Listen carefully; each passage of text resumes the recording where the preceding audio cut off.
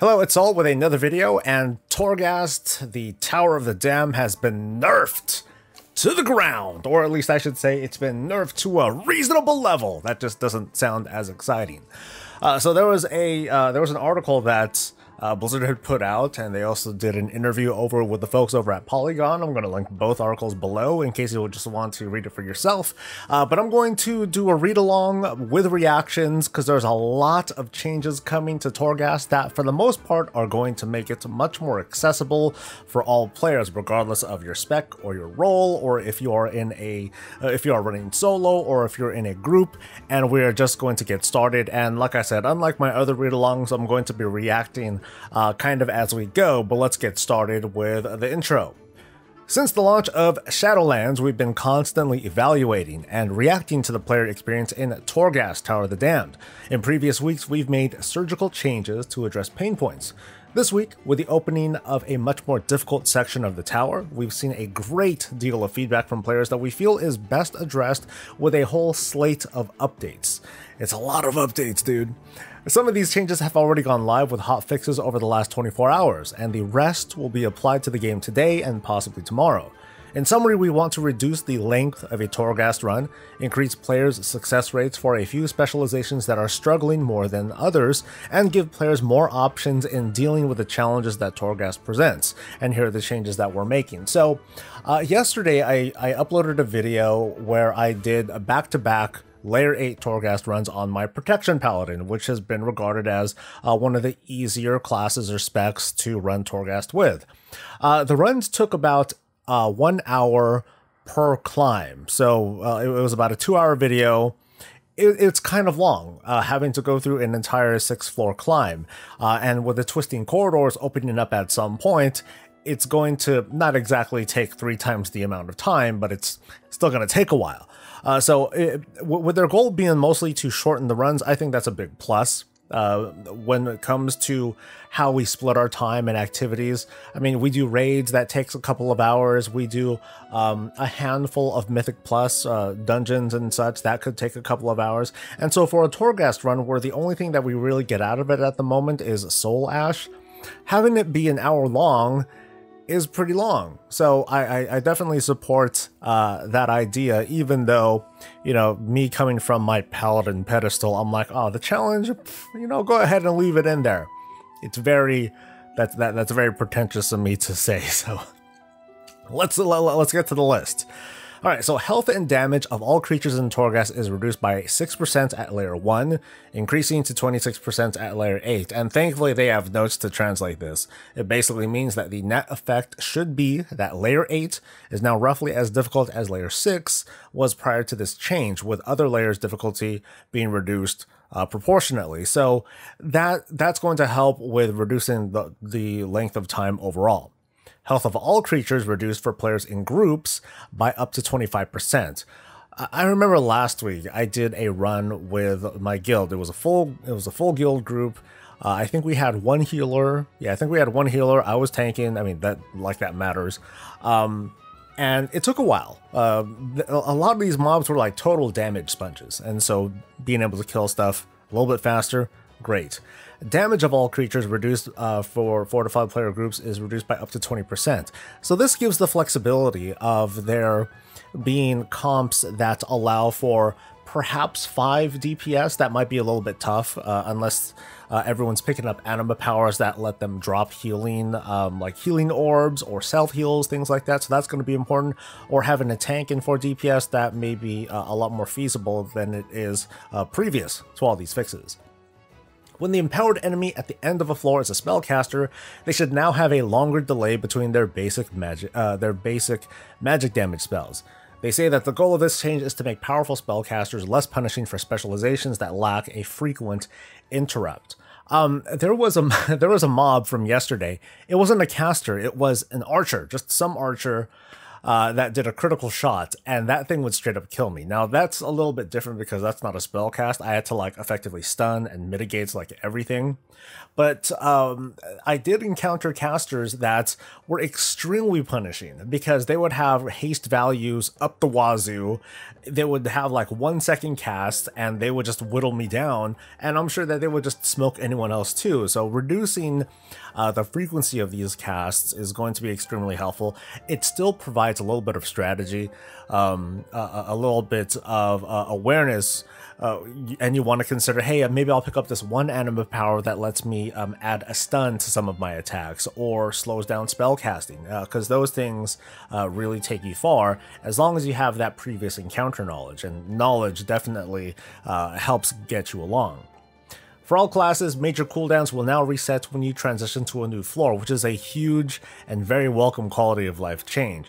They say that this functionality should mirror the way cooldowns reset at the end of a raid encounter or when starting a Mythic Keystone dungeon, affecting most abilities with a cooldown of 3 minutes or longer. So, Bloodlust, Lay on Hands, that sort of thing. I'm curious about Sated. I'm not quite sure how that's going to work. I'm just reacting to this right now, but if it clears sated debuffs, that would be extremely useful. But overall, if this is going to reduce the length of cooldowns, that's, hey, sweet. It's gonna, like I said, it's going to make those runs be a little bit faster. The starting anima cell in Torghast now offers a stronger selection of anima powers. Thumbs up. The anima powers dropped by rare creatures within Torghast now always have at least 3 choices to choose from. The powers that you typically get from rares, they are unique to those rares.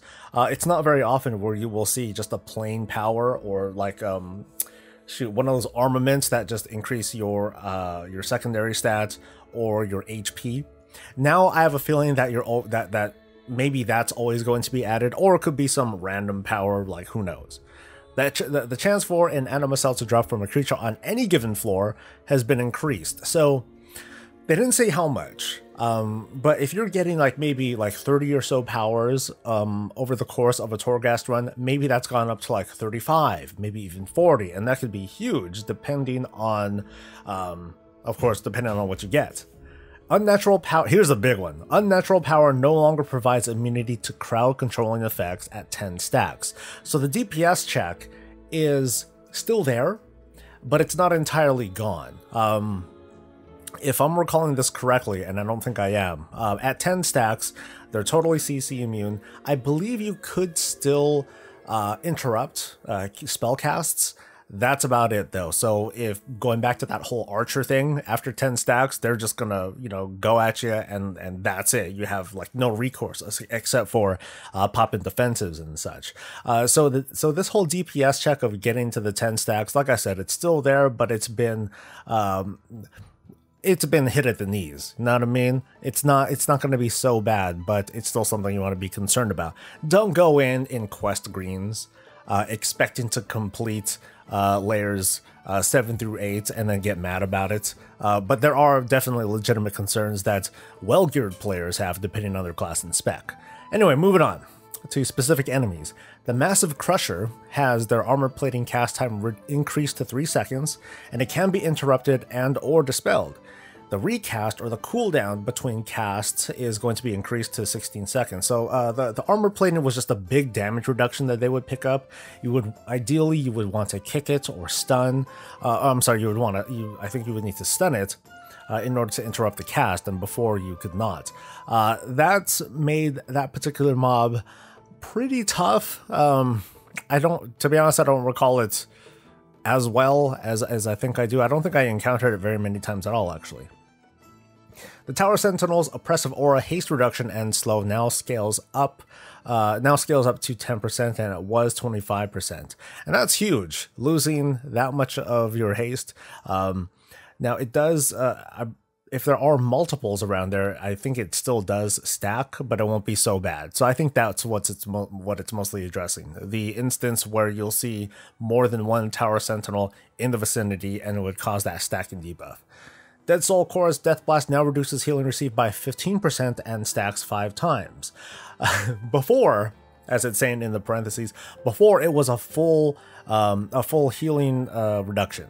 100%. If you let 4 casts go off consecutively and you don't kick like at least a couple of them, you're screwed. You're not going to get any more healing. And that was a huge problem, especially for healers and otherwise people who just don't have the ability to stun or interrupt at an opportune time. And this would just make things worse because the Dead Soul Chorus is an elite. It gets stronger over time. It definitely made it the most threatening mob in Mortregar that you want to focus on. Now it's not as bad, but if you pull it in a big pack, it's still going to be a priority target, so just be careful. Skeletal Remains, the little skeletal shits, and Lumbering Creations Bone Shrapnel now marks the ground and then explodes after 2 seconds, giving players time to move away because it was instant. Wow, that's a...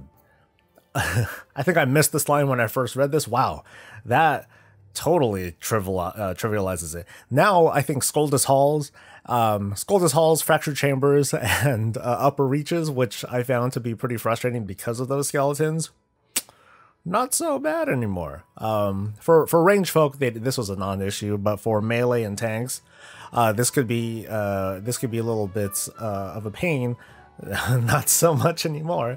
Dead Soul Stalker now fades away after 15 melee attacks. It was 7, and it remains hidden for only 15 seconds, and it was 30. So a Dead Soul Stalker, that's another Mortregar mob.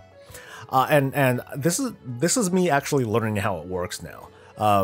It would disappear, and you can kind of stun it, but then it would just try to disappear anyway, and then it would just go away for a long time. And this is something that I complained about on the alpha and the beta like forever. I'm like, dude, this is the worst. This is the worst. This is the most annoying mob ever.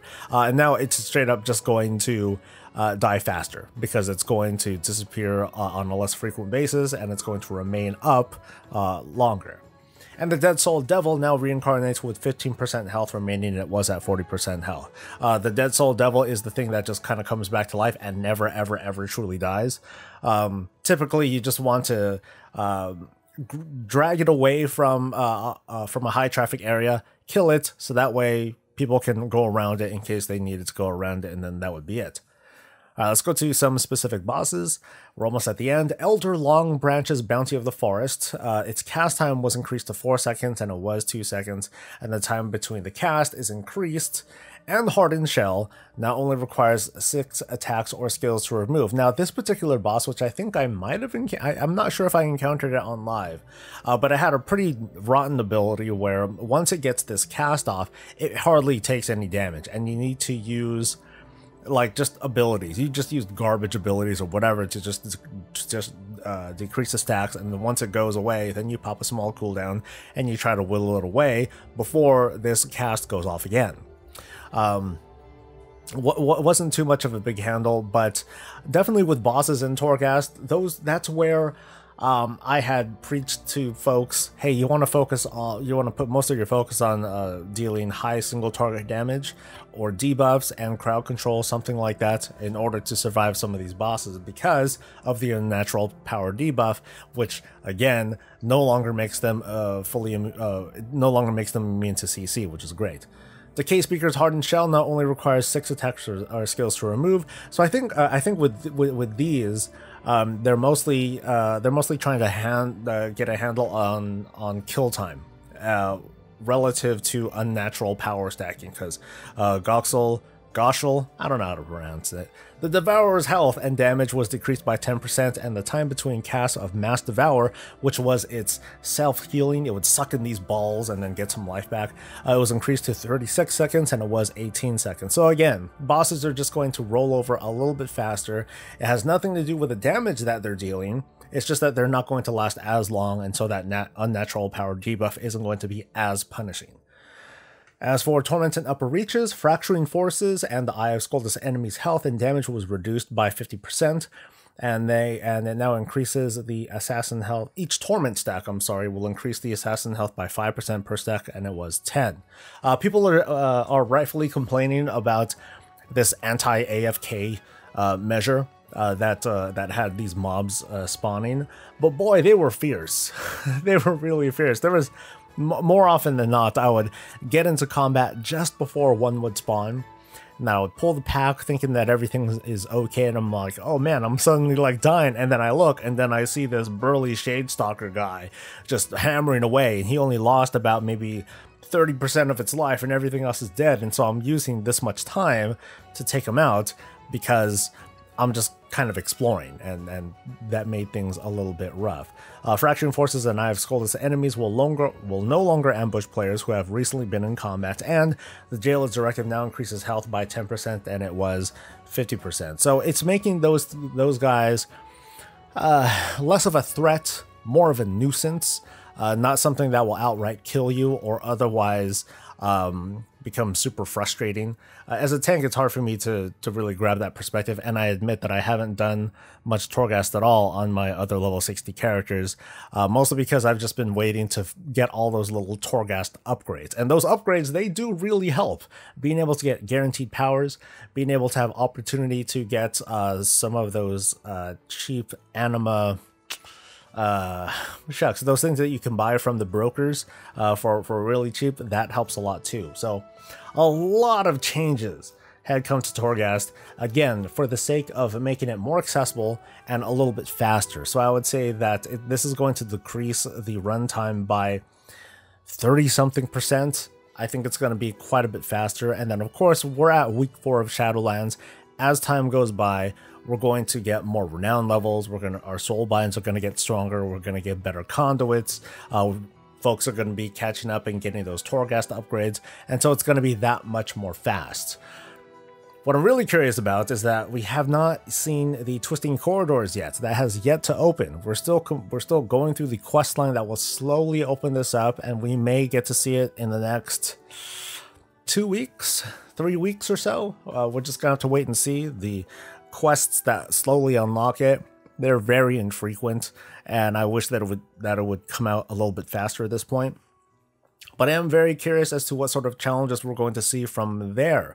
Are we going to see this kind of ease on a run? Is it going to be more challenging? And if so, how is that going to be? Because consider that the Twisting Corridors aren't going to provide the same sorts of rewards as the cell blocks. You're not going to get Soul Ash from the Twisting Corridors. Ergo, the Twisting Corridors is definitely not for everybody. It's not going to be required at all. Maybe. I guess it depends on that whole mount and being able to mount in the Maw. I know a lot of folks are pretty salty about having to walk around and everything, but these are the changes so far. I would love to hear what you folks think about this in a comment below, and of course feel free to bash on me. Oh man, you're just a protection paladin, these mean nothing to you, yada yada yada. So hey, I'm totally open to that. But yeah, please feel free to comment, let me know what you think, and otherwise I'll see you guys for the next thing. Until then, stay safe, stay healthy, and stay breezy.